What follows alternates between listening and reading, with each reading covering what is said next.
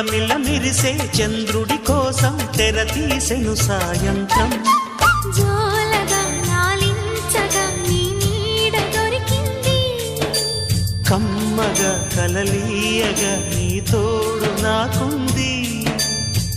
ఎదవిల్లును వంచిన వాడే నీ రాముడు అన్నది మనసే, గుడి తలుపులు తీయక ముందే వరమిచ్చెను దేవత